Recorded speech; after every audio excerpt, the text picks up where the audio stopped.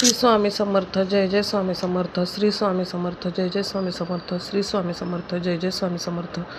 तर बघा, आजचा ब्लॉग करण्याचं कारण असं की मी रोजची देवपूजा कशी करते किंवा मी देवपूजा कशी करते हे दाखवण्यासाठी मी आजचा हा ब्लॉग तयार केलेला आहे. आत्ता झालं आहे असं की माझ्या घरात आहे ना खूप जास्त देव आहेत. खूप म्हणजे आमच्या सासू सासऱ्यांपासून त्यांनी पहिले गावाला राहत होते, गावाकडून पुण्यामध्ये राहायला आले आणि मग त्याच्यानंतर येताना आमचे सासरे एकटे असल्यामुळं सगळे ते देव इकडं घेऊन आले. आता ते इकडं घेऊन आल्यानंतर त्यांच्यानंतर मग ते आम्हालाच सगळं देवांचं करावं लागतं. आता देवांचं असं आहे की आमच्या घरामध्ये खूप जास्त टाक आहेत आणि बऱ्यापैकी गावाकडचे देव असल्यामुळं जास्त आहेत. मग रोजचे रोज तर देवपूजा करणं होत नाही.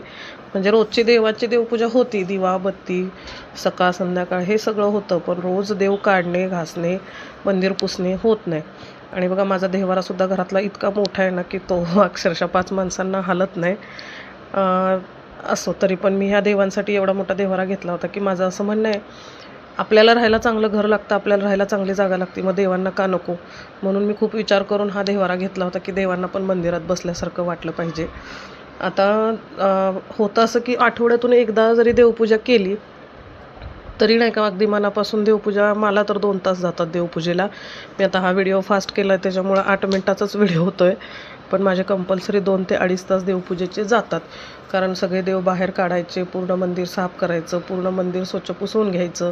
त्याच्यानंतर सगळे देव म्हणजे काही चांदीचे देव आहेत, काही पितळेचे आहेत, काही पंचधातूचे आहेत. तर ते जसजसे धातूचे देव आहेत तसतसे वेगळ्या वेगळ्या पावडरने ते घासायचे किंवा धुवायचे आणि मग ते सगळे व्यवस्थित चांगले स्वच्छ करायचे.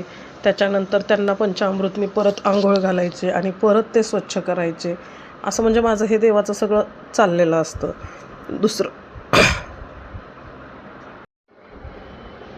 दुसरं असं की कसं आहे माहिती आहे का, आता देवपूजा ही नॉमिनल करावीच लागते, करायलाच पाहिजे घरामध्ये. रोज दिवाबत्ती केल्याशिवाय, म्हणजे आपण मराठी माणसं आहे, आपण महाराष्ट्रात राहणारी माणसं आहे, त्याच्यामुळे आणि हे आपली पारंपरिकता आहे पहिल्यापासून. म्हणजे आपले आजी आजोबा आई वडील त्यांच्या आधीची पिढी सगळी, त्यांना एक म्हणजे असं वळण होतं की नाही का बाबा, सकाळी उठलं की आधी पहिली देवपूजा करणे, म्हणजे त्यांचं एक रुटीन झालं होतं की उठलं की आधी पहिली देवपूजा.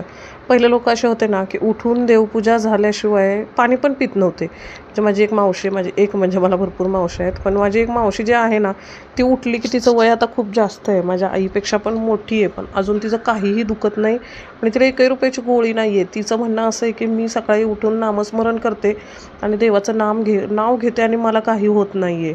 पण ती दारामध्ये रांगोळी काढल्याशिवाय आणि ती स्वतः देवांची पूजा, तिच्या घरात खूप कमी देव आहेत पण तिलासुद्धा फार वेळ आहे देवांचं. ती माझ्यासारखीच माळकरी आहे आणि ती काय करते, ती पूर्ण देवांना दिवा बत्ती दारामध्ये काही का होईना 4 ठिपके रांगोळी आणि तिच्या दारात जे तुळस आहे ना, त्या तुळशीला पाणी घातल्याशिवाय स्वतः पाणी पित नाही.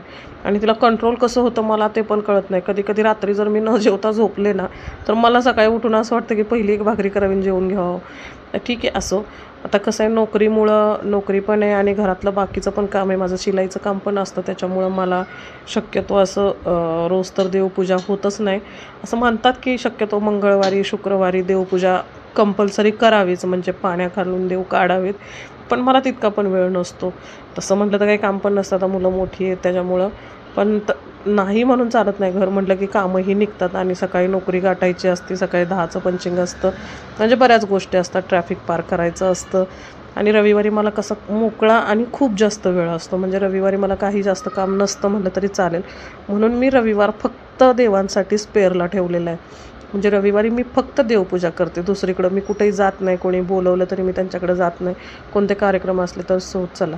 फायनली माझे हे देव असे व्यवस्थित सगळे स्वच्छ करून झालेले आहेत. आता मी ह्याच्यामध्ये गंगाजल आणि गुलाबजल आणि बाकी अत्तर वगैरे टाकून त्याला व्यवस्थित क्लीन करून घेते आणि ते व्यवस्थित एका मऊ सुती कपड्याने, म्हणजे नवीनच कपडा, त्यांचा कपडा मी शक्यतो वेगळा ठेवते, मी मिक्स करत नाही इतर कपड्यांमध्ये किंवा बदलतही नाही. तर त्यांच्या त्या व्यवस्थित कपड्याने मी त्यांना स्वच्छ करून कोरडं करून त्यांना गंध लावून त्यांना अत्तर लावून, आपल्याला पण नाही का परफ्यूम लागतं, डिओ लागतो, तसंच त्यांचं सगळं करते. आणि हा माझा फायनली देव्हारा आहे. हा पांढरा शुभ्र आहे, पण लाईट कमी असल्यामुळे थोडासा तो काळा दिसतो, पण खूप जास्त पांढरा आहे तो. मी तो सुद्धा स्वच्छ करते महिन्यातून 2 महिन्यातून एकदा. देवघरामध्ये मी हिरव्या रंगाचं वस्त्र टाकते, हिरवं किंवा पिवळं टाकते, मला हे 2च कलर आवडतात, मला ते फार फ्रेश वाटतात. लाल रंगाचं शक्यतो मला वस्त्र आवडतच नाही आणि ही अशा पद्धतीने मी देवांची मांडणी करते.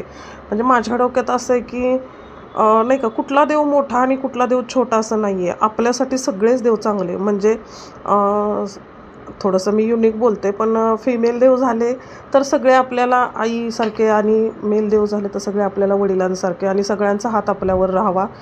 शक्यतो माझं सगळ्याच देवांवर प्रेम आहे. ही कुबेराची मूर्ती आहे, ही माता सरस्वती आहे, हे आपलं श्रीयंत्र आहे, जलदेवता आहे, हे आपले कासव आहेत, हे श्रीपाद वल्लभ आहेत, घंटा आहे, घंटा म्हणजे आपलं नंदीचं प्रतीक आहे. झालंच तर ही महालक्ष्मी आहे, गाई आहे, त्रिशूळ आहे. आणि इथं जे आहेत ना, इथं हे लंगर तोडलेले आहेत. म्हणजे ते माझं आणि माझ्या दिरांचं जे जागरण गोंधळ झालं होतं ना, तर त्याचे ते लंगर तोडलेले आहेत. तर त्याची पण पूजा करावी म्हणतात देवघरामध्ये. फायनली सगळे देव मांडून झालेले आहेत, फुलं वगैरे त्यांना वाहून झालेली आहेत. आणि आता हा दिवा लावून देवपूजा पूर्ण करायची. दिवा शक्यतो देवपूजेच्या आधीच लावतात, पण मी दिवा मला घासायचा होता त्याच्यामुळे मी सुरुवातीला लावला नव्हता. आता दिव्याचं असं आहे की आपण देवाऱ्यात सगळ्या देवांची पूजा करतो. म्हणजे चंद्र सूर्य झालंच तर पाणी, जलदेवता, नैवेद्य दाखवतो. म्हणजे आपण अन्नाचा पण पूजा करतो. आणि जेव्हा भगवान शंकराकडं अग्निदेवता गेले, अग्निदेवता म्हटले की तुम्हाला सगळ्यांना प्रत्येकाला एक एक स्थान मिळालं आणि मला जे मिळालं नाही स्थान, म्हणजे अक्षरशः ते भांडण्यासाठीच गेले होते आपल्या शंकराकडं. तर शंकर महादेवांनी त्यांना हे स्थान दिलेलं आहे की अग्नी म्हणजे तप्त, आणि अग्नीजवळ शक्यतो कोणी जात नाही. त्याच्यामुळं मग आपले जे अग्निदेव होते ते थोडे रुष्ट होते, म्हणजे थोडे रुसलेले होते. म्हणून त्यांना आहे ना शंकर महादेवांनी दीप प्रज्वलन म्हणजे दिव्यामध्ये त्यांना ती जागा दिलेली आहे की रागावू नकोस, पहिल्यांदा तुझं नाव येईल आणि आमच्या आधी तुझ्या पूजा होईल, अशा हेतूने ते अग्नीला दिव्यामध्ये दिलेली जागा आहे. म्हणजे मी हे आमच्या थोरा मोठ्यांकडून ऐकलं होतं. मला पण त्यातलं एवढं म्हणजे खोलातलं काही माहीत नाही आहे, पण असं ते आहे. म्हणून तर आपण कधी पण असा विचार करतो की अग्नीच्या साक्षीने प्रत्येक वेळी आपण कधीही काही कार्य करायला गेलो तरी होम हवन म्हणजे ज्या काय अग्नीच्या साक्षीने. आजकाल बघा शपथ घ्यायची झालं ना तरी जुनी लोक म्हणायचे की मी अग्नीच्या साक्षीने, म्हणजे फक्त अग्नीच एकमेव अशी आहे की ती सगळ्यांना साक्ष राहील. म्हणून भगवान शंकरांनी त्यांना ह्या दिव्यामध्ये जागा दिलेली आहे. आता माझा दिवा लावून झालेला आहे, अगरबत्ती लावून झालेली आहे, आणि हा माझ्या देवाऱ्याचा फायनल लुक आहे. लुक म्हणता येणार नाही, पण हे माझे सगळे देव आहेत आणि ह्या माझ्या सगळ्या देवांवर माझा अति जास्त जीव आहे. अगरबत्ती मी कधी एक लावत नाही, कायम 3-4 लावते, कारण मला त्या अगरबत्त्यांचा वास खूप आवडतो. ते पायनॅपल फ्लेवर आणते, त्यामुळे अगरबत्त्या खूप छान असतात. आणि आपले हे स्वामींची सुद्धा पूजा झालेली आहे. स्वामींना पण मी रोज दिवा बत्ती लावते, कारण शेवटी स्वामी आहेत तर सगळं आहे. आणि हे खरं आहे, स्वामी कधी आपल्याला पडू देत नाहीत. स्वामींच्या शेजारी हे आपले शिर्डीचे साईबाबा आहेत. खूप साधी आणि खूप छान पेंटिंग आहे, म्हणून मी त्यांच्या शेजारी ही लावून ठेवलेली आहे. आणि हे आपले विश्वकर्मा आहेत, म्हणजे आपल्या पृथ्वी तलाचे करता करविता आहेत, ज्यांनी त्या पृथ्वीचा भार ज्यांनी घेतलेला आहे ते हे. आणि ही आपली तुलसी माता आहे, तिलासुद्धा पाणी घातलेलं आहे. So bye.